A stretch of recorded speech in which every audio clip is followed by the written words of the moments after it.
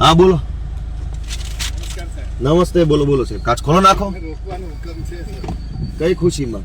હા સાહેબ, આપ જાઓ છો ને. હા બતાવો, લેખિતમાં હુકમ બતાવો મને. આમ સાહેબ બધું ક્યાં બતાવે? નહીં, હું વકીલ છું. તમે વકીલને રોકવાનો પરિપત્ર હોય તો બતાવો. ધારાસભ્ય છે ને આપને સર. નહીં, હું અત્યારે એડવોકેટ છું, મારા યુનિફોર્મમાં છું. તમે વકીલને રોકવાનો હુકમ હોય તો બતાવો, નહીતર પછી હું તમારા વિરુદ્ધ ફરિયાદ કરીશ. તમને હુકમ હશે એ સ્વીકારો. હું એડવોકેટ છું. નહીં, હું એડવોકેટ છું, યુનિફોર્મમાં છું. હું અમારા ક્લાયન્ટ માટે જાઉં છું. વકીલને રોકવાનો તમને કોઈ સત્તા હોય તો તમે મને પરિપત્ર બતાવો.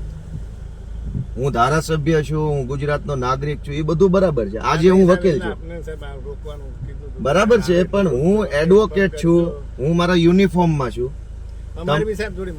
ના ના, મજબૂરી શું કામ છે? તમે કાયદા પ્રમાણે હાલો ને, કાયદા પ્રમાણે હાલો. મજબૂરી શું કામ?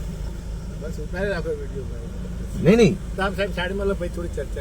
નહીં, તમે મને પરિપત્ર બતાવો કે એડવોકેટને રોકવાનો તમને સત્તા મળેલી છે. તમારા સાહેબને પૂછી લો કે એ યુનિફોર્મમાં આવ્યા છે. તમે એને પૂછો, યુનિફોર્મમાં છે, એડવોકેટ છે, ક્લાયન્ટ માટે, અમારા ક્લાયન્ટ માટે હું જાઉં છું.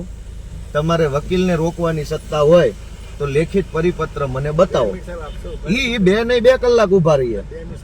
હાલો હાલો હાલો હાલો.